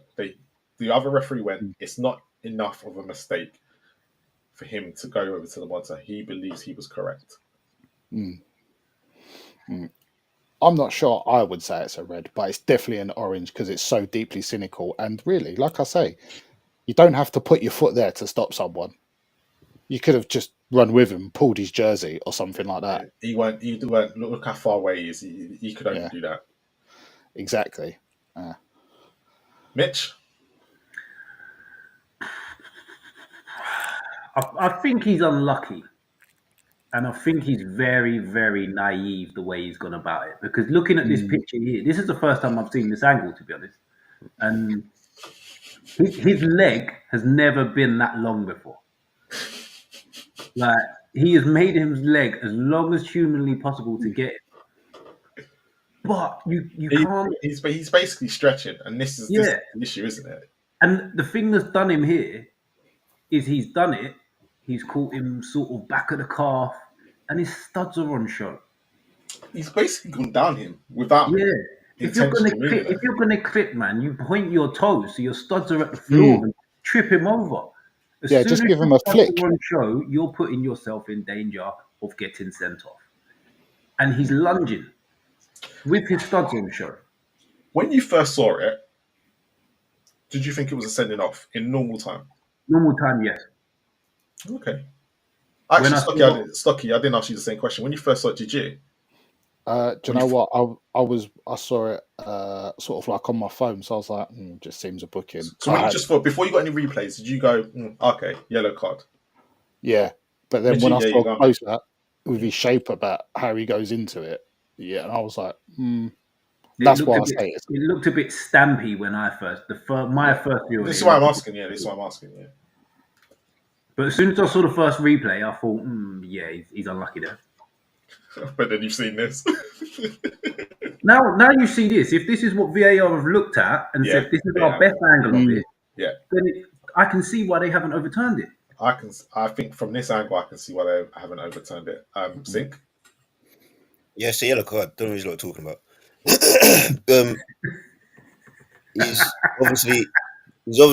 He's obviously tried to be cynical. He's tried to trip him up, and he's tripped him up. It's a yellow card. It happens all day, every day. People get yellow cards. It's a yellow card. But the thing is, when I first saw it, I thought yellow, and then I've heard all the furore and everything else, and I've listened. And the thing that's done it for me is the amount of former referees that have come out and said, "No, he's made a mistake." And for me to think initially, instinctively, that's a yellow card, and then to have it then backed up by other referees that have reffed the game, they said, "No, it's a yellow." And I've heard about 4 or 5 former refs come out and say, "No, that's he's made a mistake." So it's a yellow card, standard yellow. So the question I've got is, because Arsenal fans like to moan a lot, right? And Do they? us Spurs fans will remember everything. Listen, if this happened to one of your Spurs, No. Listen. you be complaining I'm just showing. like the Arsenal fans. Yeah, but I'm showing you a picture of where it has happened to us. And every Arsenal fan at times said, no, it's a red card. Royale or Martinet, the game was 2-1. We were literally back, we were on top. We were literally back to bring them back. I can't even remember who the ref was. I think it might have been Michael Oliver, for this. Something tells me it was Michael Oliver. Exact same thing. But why was one sending off and why one isn't? I can't comment on something I can't have. I need to see Oh, it. bloody hell. But I need earlier, to see it I because remember this, I can't compare remember something. that. I can't compare something from your memory now. Here we go. Here we go. Now I've got him. He needs to go and compare, yeah? Now I need to see the actual footage. Marlon, calm down. We're going to be back on Curtis Jones any minute now. Exactly. Do you know what? Do you know what? When I saw this, the first thing I thought of, this is so Curtis Jones. But now I've heard the excuse that the referees have come out with. It wasn't endangering an opponent, so it's completely different. Looking at these two stills, I don't remember this Royale red card, but looking at the two stills, the top one looks more red than the bottom one to me. Yeah, and he got straight red for that, Royale. Game done. Spurs were finished. It was under Conte. I'll never forget it. It was at the time. It was all like, Royale's being stupid. I don't know. Who? Is that a The Bangman? Royal one was No, a bit poor. Martinelli. The Royale one was poor. Yeah, but so to be honest, no matter what the Skelly one, I know I get it's a yellow card, but actually the what he's tried to do when he's tried to stop him and how he's got him is very nasty. Let's not take no bones out of it. He has gone down his ankle. He's gone above, which it's an accident. Don't get me wrong. It's still nasty though. It's still a nasty injury. I don't know. When you see it in the actual motion, it doesn't look bad. Yeah, but Doherty goes down and he's literally straight away. It's not like you can blame. Nah, he's rolling on the floor like a little trying to play it out. Mate, he's a gooner, so he's a gooner, so he ain't playing it that much. Exactly. He knows what he's doing. He knows what I he's still doing. think it's so poorly done, and I hate challenges of this nature anyway because it's just taking the rules to the nth degree to get away with stopping. And I hate but the problem is with that stuff is the thousands and thousands of players that have done it. They all bug me. It all proper bugs me. But that's you can't say that one's a red and the others aren't. Oh yeah, I'm not saying it's a red, mate. I still think it's a yellow. Consistent. Well, yeah, be consistent. I still think that's the problem that we have. Yeah. That's the problem that we have in this is the consistency sometimes. Yeah. I've just watched it. Royale's is definitely more of a red than Skelly's. Yeah. Same excuse though why they got sent off. There's similar kind of challenges, but I can see more why Royale. We're looking than Skelly's. But it's weird because what we were looking at who fouled Palmer all them weeks ago and got nothing. Oh, that was in the Leicester game. Was that in the Leicester game? Yeah. That's why I was quite surprised that Skelly got sent off and that they didn't overturn it. I'd say I'm more questioning about the overturning, but that angle is not. Let me see. Can you not hear this? Hold on. Let's see. I'm going to put it up against my mic. But usually we're pretty aligned. Should we start with the simple ones? The Newcastle penalty. So it's just a penalty for me. I mean, he's missed the ball, and it's not the highest degree of contact in the world, but he's missed the ball and made contact with the player. I don't really see the controversy, if I'm honest. It's not the world's worst foul, but it's a foul. The penalty, I've only just seen a still of. Again, the laws are the laws, and then clearly you see the Crystal Palace players in the area. And I believe, I haven't actually seen it, but I believe that the main guy who's in the area is the one who then clears the ball, which, of course, he's got an advantage from it. So it's got to be a retake. Because there are no Brentford players in the area. So you can moan about it all you like. And I've seen the Palace fans online going, it's ridiculous. Well, the law's very black and white. And then moaning about Mbremo as well, stuttering in his run-up, which I get. But the law says you can't be in until he's kicked the ball. So I can't buy it. It's not that you can't be in the area unless you reasonably anticipate him having kicked the ball. It's no, he's have to have physically kicked the ball. So all of this kind of, he's stuttered in his run up. So what? He's entitled to do that. Bizarre. So on, I think Mitchie possibly could be right in that part with the whole Mbuemo, the whole point of he needs to get an advantage from it. Yeah, it sounds like so you always feel aggrieved, don't you? I presume it was saved then, I guess. Otherwise, there wouldn't be a retake. So you feel aggrieved when you've saved a penalty to have it retaken, but maybe don't run in the area. Then the Wolves game, obviously the most controversial one. I'll take them in chronological order. You got the Lewis Skelly sending off. I don't think it's as bad a decision as been portrayed. When you're judging something from athletes in real time running at full pace with one view from one angle that you don't particularly choose the best angle, it's hard sometimes to anticipate. I'm actually going to give him some praise because I think the fact he's shown a red card shows that he's recognised that it wasn't a normal trip. And this raking motion down the leg, and he's made contact quite high up. That's why Michael Oliver's gone for a red card. And there's a sort of precedent, really, that if you rake your studs down the back of someone's Achilles, that they should be sent off. But he's not done that. So I can understand why Michael Oliver's seen it like that. But actually, the contact's side on. He has sort of scraped his studs down the leg, so it's not a good challenge. It's extremely cynical. But it lacks a few things for me for it to be a red card. So his body weight's not behind it. Like, he's not coming from distance. He's not coming at speed. And the contact's fleeting. Like, Doherty's running away from him, and he carries on. Like, you know what I mean? It's like sideways on. So as he's running, he's made contact, but Doherty carries on running away from the contact, which means it's not really that highly likely to give him serious injury. So I just can't see that it's a red card myself. But I do have a bit of sympathy for Michael Oliver. First time, real time, giving it as a red. And of course, you can't condone any abuse. The guy's just given his best decision he could at the time, and whether it's right or wrong, personal abuse for anything that happens on a football pitch is ridiculous. But moving on to is it João Gomez? People say it's not worse than the other one. I suppose there's pros and cons. It's not worse in the sense that the contact's below the ankle. Contact above the ankle is deemed a lot more serious, which is present in the Lewis Skelly one. This isn't really below the ankle. It's more of a treading motion onto the guy's sort of top of his foot. That's pretty common with just a slightly mistimed late challenge, but where you stand on the foot, it's sort of standard yellow card.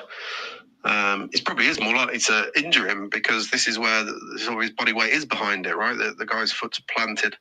So that probably is likely to cause more injury, but there's no excessive force there. It's just a slightly mistimed challenge, trod on the top of his foot. It's a classic yellow card offence, and yeah, off you go. See you later.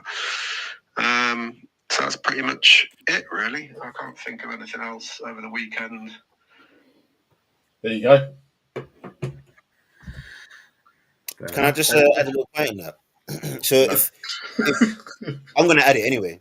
So if Chris is going to say, right, that Gomez, you could probably argue that he could cause more of an injury in his motion, what he's done than Skelly, because of his body weight.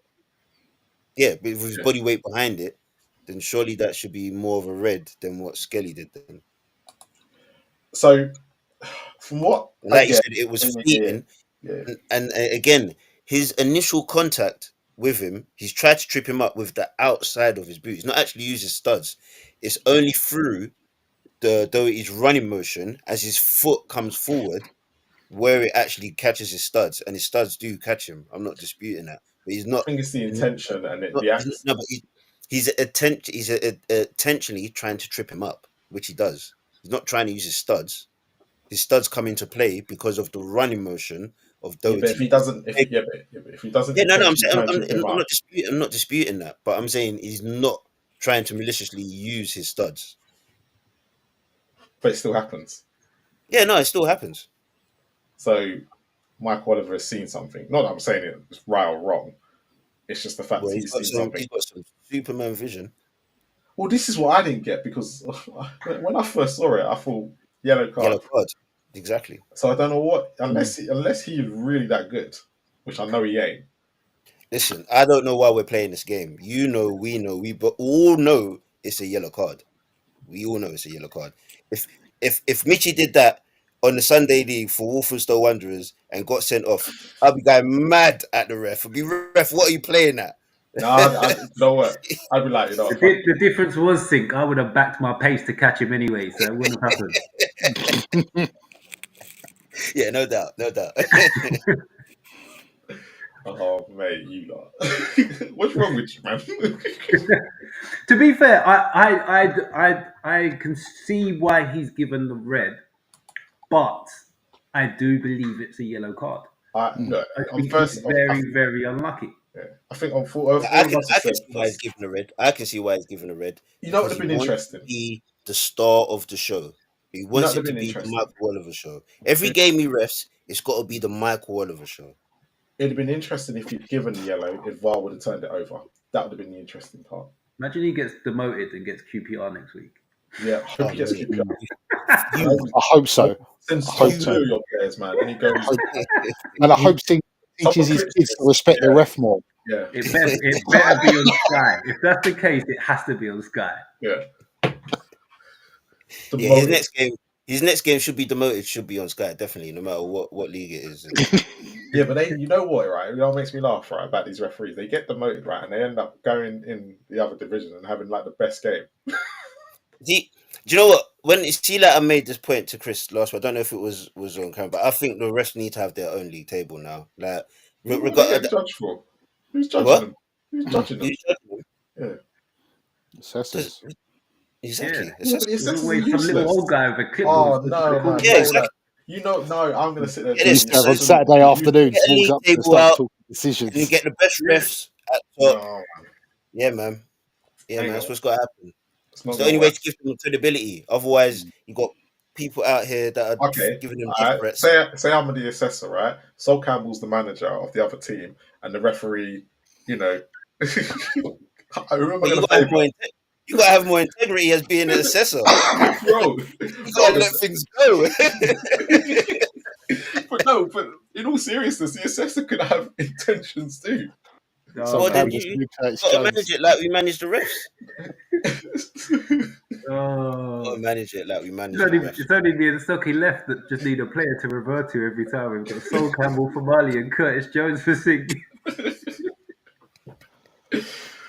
But no, but in all seriousness, like I can't see how that would work. I can't see it. Well, we're going to end up in these situations again later on down the road. There's going to be another group of fans that are vexed with another rereferee. And yeah, but the reason why I'm saying it ain't going to work, right? Because look what the situation we're in now. The only reason VAR's here is because everyone complained, right, about the decisions the referees were making before.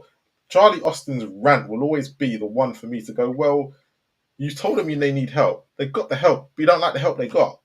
Nah, but the problem is, do you know what the problem is? Do you know what might actually be the problem? The standard of referees? It's the referees that are moderating the referees on VAR. So maybe VAR should be a completely independent body. And they are just experts in the law, and all they do is look at the game and say, oh, is that following the law? And then the refs can ref the game. And then they're not, because what's happening is that VAR is protecting the referees rather than saying, no, have a look at that. I still think, I do agree with you, but I still think you have the same problem because you've just said, are they? If they're independent. No, yeah, but that's the problem. They're independent and they're following the law. The referees that are at Stockley Park, they're mates. They're trying to protect their mates, and that's how it's coming across. Yeah, but you've got enough refs to ref all football as it is. You ain't going to find independent refs from anywhere, are we? Hey, look, there's 4 of us here. If you find some kind of independent... I get enough abuse in my life. This is the Premier League. You get people who say, look, we're going to pay you to be VAR specialists. Yeah, guess what they'll do? They'll learn the laws, and then they'll watch. These are people that already watch football, they're not just randoms. Yeah, I'll watch enough. How long does it take for these people that we're coming in as independent? However long it takes. No. Whether it takes 5 years, it doesn't matter. No, but that's not what I'm saying. How long does it take for these people who were at one time independent to then become friends with all the referees anyway? So we're in exactly the same position a couple of years down the line. They don't go to the ref P. They're completely independent. Completely. No, They don't because go it will come. to any No, of no, the no. ref Because camps, nothing like it will come that. to a point, right? The only time they see each other is at the beginning of the season when the refs are going over the new rules, and that's it. No, but think you get to a point where, say, Mike You're just making up and excuses. no. But say you got Mike who's on the Independent, and then you got Mike Oliver. Ah, Mike, it's you again. How you doing? Yeah, did you see that? And then they'll start You becoming got to mates give with them each the other. big. You got to give them the big brother Yeah. voice, so they all sound the Yeah. same. What are you talking about? The interviews communicate with the managers. It's still going to come down to human error, whoever does it. Yeah, maybe it will. Maybe it will come down to human error. But what I'm saying is that if you differentiate people that are operating VAR, they will not be afraid to say you might want to have a look at it. Need to do a voting system. From what? Oh. Each club has a representative, and when a decision happens, you know when it's on No, Sky, no, right? We vote whether it's a penalty or No, not. it's got to be completely independent.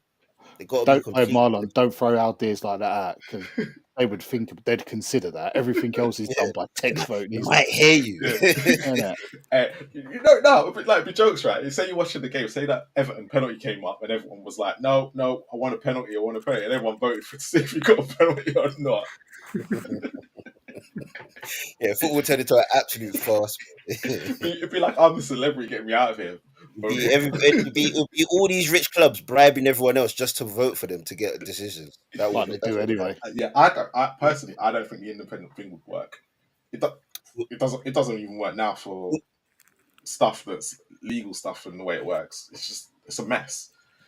I personally, for me, up the standard of the referees is blatantly there to see.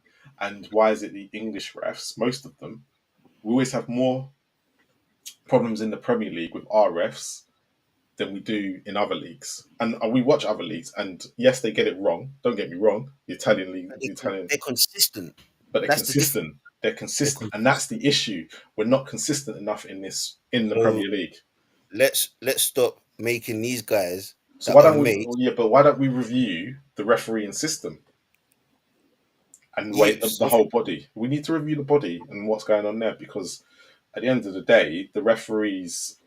There's a major issue in this country, and there has been, and we tried to cover it up with VAR, and all that VAR's done is just gone. No, you're just as bad as you were before. But 98% of the decisions are still correct in what they give for VAR. It's very rare that VAR makes a mistake. It's just that people don't like what VAR's doing. And that's the problem. VAR is more... Before VAR, I can't remember what the statistic is, but there's more correct decisions now than there has been. Yes, it's not 100%, right? And that's the problem that everybody has. It's not 100%, but it's because there's still human error in certain aspects of the game or of the decisions. So there's always going to be that 2% or something. I don't think no matter which way you do it, you're ever going to get 100%. You're never going to get 100%. The automated offside. The automated offside missed an offside because the guy was too far over towards the corner flag. Like, you're never going to get 100%. Yeah, get it at Loftus Road, and you won't be able to get there. Differentiate between which players was which boots as well. Yeah, it's sport. Human error is part of it. I think we're just trying to. It's gone too far. It was like 97. Think that's what we need to accept. I think if we're being honest, we need to accept. And I think with VAR especially, we need to accept it's not going to be 100% perfect. And if you accept that, you will move on. You will move on from then it's just going to be how long it takes. But when they take, especially with the offsides bit does bug me. However, I'm looking at it going, majority of the offsides are 99% correct. No matter how much we don't like how long it takes or this, that, and the other, it's correct. Offsides are binary. But we want to cheat and go, it's taking too long, it's doing this, but what are you going to, but it's a correct decision. Why are you arguing for? It's black and white. I don't really hear many people complaining about offsides, to be honest. It's more time and it's taking. And even with the time, like this it is what it is, but it's more the contentious issues are away from offsides. I think Chris said something that they need to take note of is we're getting to the point of a penalty being not given. VAR looking at it and going, yeah, it's a foul, but it's not enough of a foul. Yeah, that's not what? It's a foul. Then give the penalty. Like, stop this. It has to be enough of something. If it's a foul and you're looking at it, give the foul. If you're looking at it and it's not a foul, don't give the foul. But it's simple. It's not enough of a foul, or right, the penalty is given, and you can see, oh well, there doesn't look to be enough contact to bring him down. There's contact and it's a foul. Leave it as it is. But it's Like, the whole handball law is also ridiculous because people are looking at it going like I didn't complain about the Newcastle Tottenham one. I said it is what it is. But then I can't remember in the Arsenal game the week after something happens and they're like, but how can you say this one's a handball and this one's not? And you're like, well, this is the problem when you have rules for different scenarios. It's a different geezer in a different. Yeah, it's just completely the whole handball law's a mess, and that was only highlighted because of VAR in the first place. Yeah. So handball law is always going to be a mess though, because if it doesn't lead directly to a goal, then there's too many grey areas. There's too many grey areas and too many variables, and you're never going to get it 100% right. And I think, you can come up with this independent panel, but you're going to be in the same situation when people are complaining about the independent panel. Yeah, but that's you estimating that's going to happen. We don't know that's going to happen. Well, everyone thought we would be complaining about VAR. Well, here we are. We've got a whole show on it. Yeah, but to be fair, when it's the Euros or it's the World Cup, I can't remember too many situations where people are up in arms about VAR decisions. So yeah, and I said the same thing, and I always refer back to the Champions League, and because I always say whenever there's an incident that's always an issue, it's always RFs. Yeah. And also as well, another point with that as well, see, like with these international competitions, Champions League, World Cup, Euros, it's every other. It's not like one group of refs from one country. It's all the other refs from around the world. Everyone's represented. But as Marlon pointed out, it seems to be the English refs that seem to be having the most issues. But but it's really weird though. We say that, but yet we always have the most representatives of officials at these tournaments. Yeah, but again, because we're known as the best. Ever so slightly different. Yeah.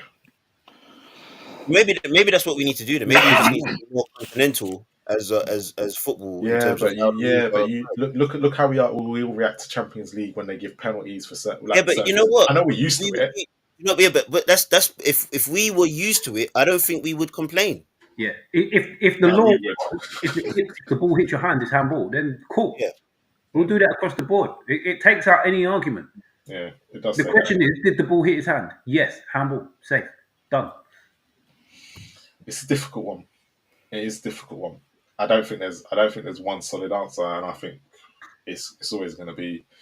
I don't think you're ever going to have the perfect answer. No, you're not going to have the perfect answer, and that's always the point. And there's too much money in the game, and the Premier League don't want to put money behind it.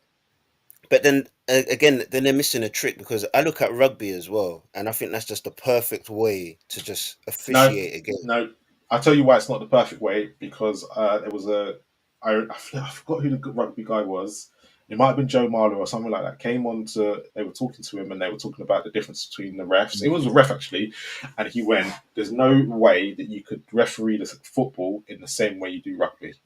No, I'm not expecting you to do that. I'm just saying but so even with the VAR and the certain elements, to say it's complete, it just will never work. And everyone always uses it as an example, but he said because of the way rugby is that stop-start, it's easier to manage the game. Yeah, I'm not expecting it to. No, but what you expecting? You're taking what I'm saying out of context. I don't want it to be like that. I'm just saying. Yeah. I'm just saying that the way how rugby officiate a game is probably the best way how they manage the game in terms of you've got. But even they said no. But I'm cutting you. No, because even they say. Yeah, but even they say there's problems in it. There's problems in it. That's the point I'm making. You don't watch rugby as much as you do football. That is not the point I'm making, Marlon. But it is, that is because it's not. You've not even heard my point. Let me finish the point, and then you can interject. The point I'm trying to make is that even with these high-end behemoth of men, they get into these situations where they have to manage the game. And guess what they do? There's no screaming, there's no shouting. And on top of that, the fans respect what the officials are saying. That's my point I'm trying to make. The whole okay. So again. See, and that's why I cut you off, because if you go and listen to what the actual rugby guys say and the referees, right? Yes, that's what we see, but actually, they're just as bad as we are. Yeah, they may very well be just as bad as we are. They are. But what is shown? I tell you now. Listen, I tell you now. I hold tell on, but you now. what's Steve, shown? no. What's shown to the I tell world? you now. What's Put shown to money the in world? rugby. Put money in rugby. You'll see a complete different change. What is shown to the world? I'm talking about when you watch the Six Nations. How many times do you hear the fans booing the referee's decision? Okay, but that's a different client. You are looking at different clientele, different culture. That's what I'm saying. They Yeah, but that's not, officiate the game but that's not going to completely be. different. Yeah. And I'm saying there's certain elements that we could take from rugby and bring You're never, in football. you're never going to get that. I'm not saying that they need to talk through how they make decisions, but I'm saying there's certain elements in rugby. Put the money that goes into football into rugby, right? Because they've said it's starting to slowly go that way. That the referees will end up being exactly the same. They do get it. They're exactly the same as football, but people don't like to highlight that because it doesn't suit the narrative. This comes from someone who's in rugby. As a casual, whenever I watch a rugby, but you don't watch it as much as someone who's actually in the game. That's fine, Marlon. That's fine. I may not watch it. I'm not as an avid fan, but what I'm saying is there's certain elements, the way how they officiate a game, where there's just total respect. It's like the referee says what he says, and that's it. People can come back and he'll say, if you carry on, you're going off, and that's it. It's done. It's done with. The fans, they're not complaining about the ref. No, there's too much money involved in football. You know what? I think you're both making like Sink's point is valid, but the comeback's also valid. You could go round and round in circles on it that the guys in rugby don't agree that it works very well and all stuff like that. But Sink's main point is there's aspects of the way they do things in rugby which I agree with. The way the referee explains his decision over the mic, the way they're mic'd up to the fact that stops the players screaming and shouting at him, and you don't hear loads of swearing going out to the world when they're contesting decisions. You hear civilized conversations. Stuff like that being brought into football, I would agree would be beneficial. All the other stuff that the people involved in the game more are saying it still doesn't work, it probably doesn't, because nothing's going to be perfect. But I do believe what Sink is trying to say, that would be a slight improvement on what we've got now. Yeah, but you're going to have to change society culture. Maybe. Yeah, and it becomes more political because at the end of the day, all of us are involved in football, right? And we've always been, we've never respected the ref. It's just in society and culture. That's not true. Let me just interject. Wait, no. What about Kalina? I've not come across not one person who ever watched Kalina ref a game and complain about the way he ref the game. That's one ref. Yeah, I know that. But how did that one ref manage? What did he do? If we can look back at his career as a ref, what did he do that we could replicate? He demanded respect. And he was a madman. He was a good ref. He was a madman. He was a madman. I'll guarantee Uriah Rennie probably got less than everybody else because he was like a third black belt jiu-jitsu guy. So I'm going nowhere near arguing with it. And with Uriah Rennie, how many crap decisions did he make? Loads. Yeah, he was awful. He was awful, ref, but no one ever messed with him. He was awful. But that, I think we're going a little bit away from the point because. Like you say, the culture's different. Yeah, the culture's different. But if you change it from the point of view where the players then have to speak to the ref in a certain way, because if they're shouting and screaming at him and that goes out to the world and they get bans off the back of it, it changes it at the top. Okay. And then it filters down. So I'm going to throw you a scenario here. You've got to get it down throughout. Yeah, but the problem is you've got to get the clubs to agree this, right? And then because it's going to happen, right? And then you get someone like Arsenal fans. Right, when Rice got sent off for kicking the ball away, you'll get that's the wrong decision. We're going to now miss Rice. It's going to cost us this amount of money, and it'd be we need to get rid of this rule. As soon as it starts hitting their pockets, the rule will be gone. And you lot can sit there and shake your head, but when it comes to Premier League, it's all about money. If that be the case, then they would have rescinded Rice's what's it called? Is that what they did? They could. It was a second booking. They would have surely they would have just changed the rule. So they're not going to change the rules then? No, because they've not sent off no one ever since for exactly the same thing. Yeah, they have. And that's why Arsenal fans will then have a problem. Me, the Wolves player got booked for the same thing. It's just it was his first booking. Yeah. This is the issue. Yeah. That's never happened to No, other who was it players. who in the flushed the past. ball away? I think it was in the City game. It was Martinelli, wasn't it? Nah, it was someone more techie than Martinelli. Because my argument at that point was he is not just going to slash the ball away like that. Oh, Trossard. It was Trossard. Sorry, it was Trossard. Yeah. It was Trossard. He was clearly kicking the ball away to stop Man City getting it. I think Oh, yeah, he no, fouled. He but done the foul, Arsenal then fans lamped don't it. complain about Yeah. Arsenal fans don't complain about the Trossard red card. The Arsenal fans will point out and say Trossard was an idiot. Yeah, but then they'll argue about the Rice one, which is equally as stupid because he's just about to kick the ball. Like Veltman is literally just about to take the free kick when he kicks it away. Like, what are you doing?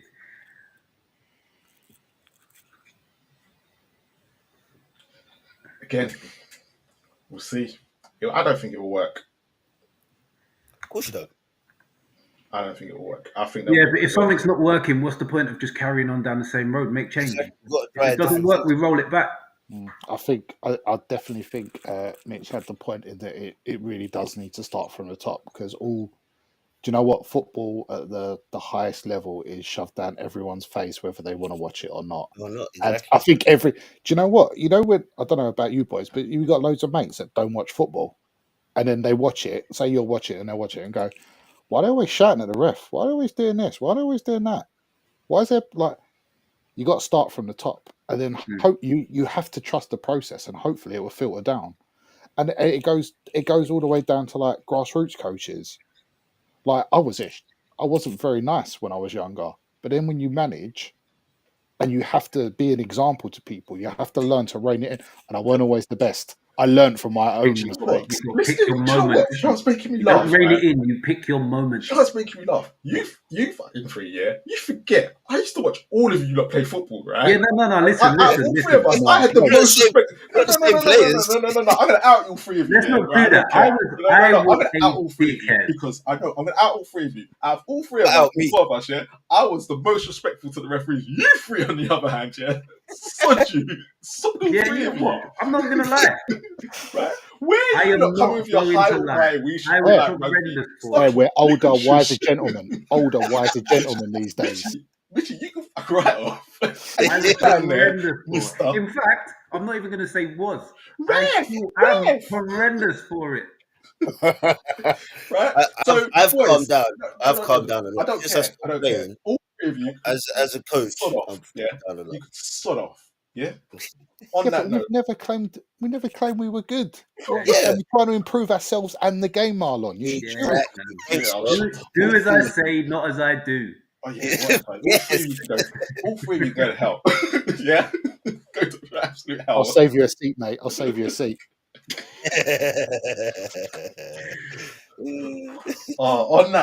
On that note, first of all, fuck you three. Yeah, this is Spurs channel. Yeah, my channel. Sod off. It was me trying not to swear this stream. I was thinking I'm not going to swear today. It's 11 I do o'clock. it every week. It's I'm 11 not o'clock. swearing. On that note, thanks to everyone who stuck with us. Look, me and Ash are back tomorrow, hopefully sorting out the Spurs crap that we are. Mitch, when you and Stocky back on? Me and Stocky will definitely be back on Sunday. We're going to try and get another one in midweek. Those who don't watch the show on Tuesday, who catch this one, watch it. I've watched a couple of them now. Very insightful stuff. Catch that show tomorrow, boy. Stocky, got anything to say? You're just going to nod your head. Yeah, what he said in that corner. And we'll be back next Monday causing aggro and issues and Yeah, mate. I'll be back. causing harmless fun. Hold on. Latest people. See you tomorrow. Good night.